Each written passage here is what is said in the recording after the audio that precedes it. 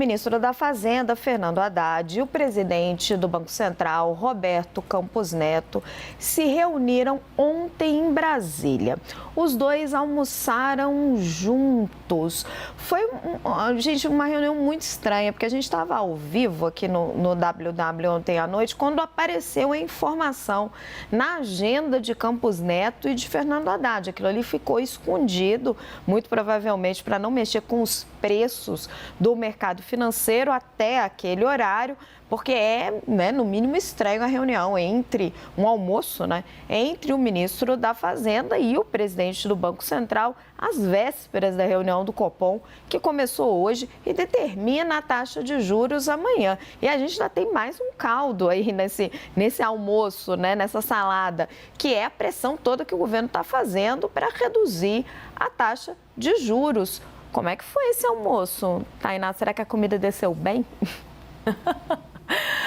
Olha, eu acho que pelo menos ficou tudo às claras, mais às claras até do que já está, que é a insatisfação demonstrada publicamente já desde a semana passada, a mudança de tom do ministro da Fazenda, Fernando Haddad. A gente trouxe aqui que ele andava muito insatisfeito justamente depois daquela entrevista dada por um dos diretores do Banco Central, que ele achava que ali tinha a digital do Roberto Campos Neto, não gostou, foi num dia importante para a Fazenda, e a partir dali ele decidiu mudar a rota e abraçar o discurso contra a taxa de juros, já encampado pelo presidente da República, pelo PT, por outras frentes, pelo empresariado, enfim. Ele que ficava ali como fazendo meio de campo, com o Roberto Campos Neto, tentando colocar panos quentes nas declarações do presidente da República, quando elas viam a público e causavam ruídos com o Campos Neto. E aí eu fui entender com os aliados do Haddad, porque foi um almoço só entre eles dois, só os dois estavam presentes aqui em Brasília. E aí me chama a atenção, Raquel, logo de saída, que é a segunda vez que eles se reúnem para discutir a relação em 15 dias. E aí, essa fonte me conta o que ouviu do ministro Fernando Haddad, que sim, que expôs para o Roberto Campos Neto que ele vem dizendo publicamente a sua insatisfação com o que ele chama de uma insistência do Banco Central em relação à taxa de juros e não diminuir a taxa de juros. E aí, eu vou recorrer aqui ao computador para trazer alguns argumentos que são apresentados a Campos Neto pelo ministro Fernando Haddad, O que ele tem justificado? Por que ele tem se colocado contra também o Banco Central nesse sentido? Ele faz o questionamento baseado em, a gente tem caminhado com a nossa agenda econômica, e ele cita a regra fiscal amplamente aprovada pela Câmara dos Deputados, agora em discussão no Senado Federal, fala do avanço do PIB, do aumento da entrada de recursos estrangeiros no país e também das estimativas do mercado de redução da inflação de 5,42% para 5,12%. São essas as explicações do Haddad para defender agora com mais ênfase a redução da taxa de juros e que foram expostas neste almoço também a Roberto Campos Neto. Raquel. Larissa Oliveira, Campos Neto bate na tecla que a decisão do Copom é técnica. Será que esse almoço vai adiantar alguma coisa? Muda algo? Olha, Raquel, os relatos que eu tenho são na linha de que o ministro da Fazenda, Fernando Haddad, tem sido muito bem sucedido em ele individualmente manter uma ótima relação com Roberto Campos Neto.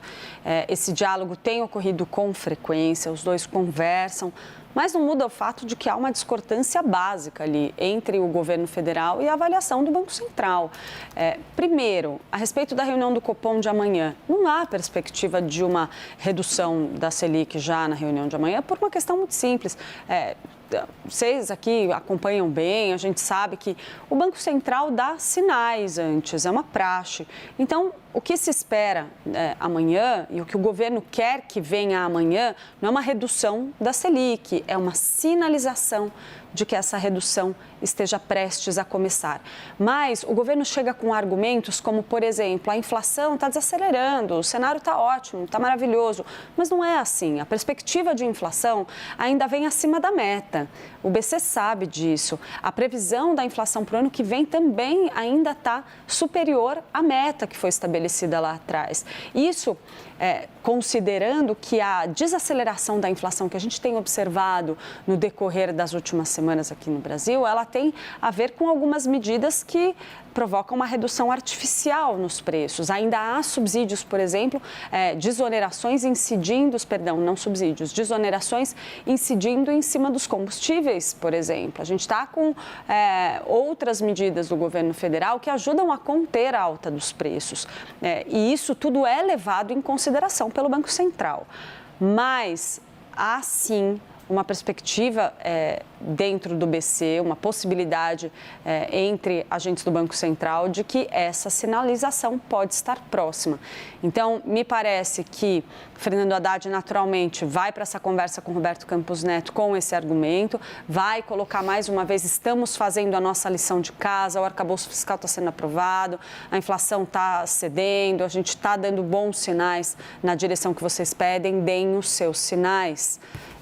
E há muita gente defendendo isso. Só um bastidorzinho, desculpa, eu sei que eu já me alonguei, mas na semana passada o presidente Lula fez aquela reunião com representantes do mercado varejista e ali ele próprio, individualmente, começou a recrutar pessoas dentro desse encontro, pedindo que encampem essa campanha do governo pela redução dos juros. Pegando carona no que fez a empresária Luiza Trajano, acharam que aquilo foi uma vitória grande para colocar pressão sobre o Banco Central. Então, durante todos os últimos dias, Lula recrutou ministros, falou individualmente com empresários, falou também com Flávio Rocha, pelo relato que eu tive, por exemplo, e com outros, para que eles próprios deem declarações nessa mesma linha, para tentar convencer o Banco Central de que é o momento de dar esse sinal. Ninguém espera que vá reduzir a Selic já, mas pelo menos dá essa indicação.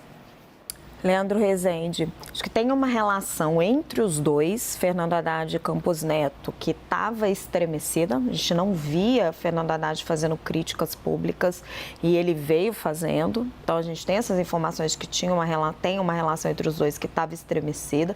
Acho que esse almoço foi para aparar essas arestas e, ao mesmo tempo, tem isso que a Clarissa está falando, né? Desse pedido do Lula para que a sociedade encampe essa campanha pelos juros para a queda de juros. E do outro lado tem toda a técnica do Banco Central. O que o mercado aposta é um sinal no comunicado do Copom.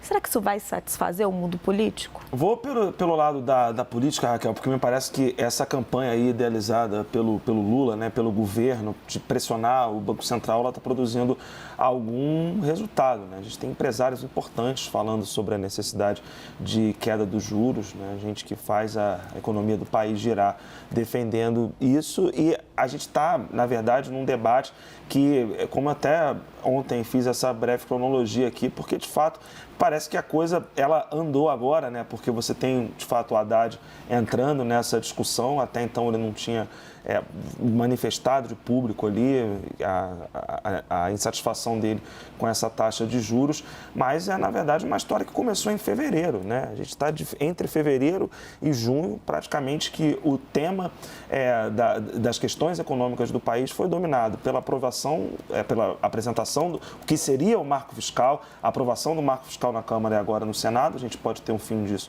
amanhã, amanhã não, né? Pelo menos no Senado, aprova lá e volta para a Câmara dos Deputados aí nos próximos 15 dias e, para além do marco fiscal, as críticas que o governo faz ao Roberto Campos Neto pela alta taxa de juros. Me parece que esse desejo do governo de uma campanha ali está funcionando, né? A ver aí se vai sensibilizar a diretoria do Banco Central, que aparentemente, enfim, pela expectativa aí que está dada, hoje a gente ouviu mais um economista aqui no 360 hoje falando sobre isso, do Goldman Sachs, falando que enfim, né, se espera alguma sinalização, mas o corte mesmo não vai vir por agora.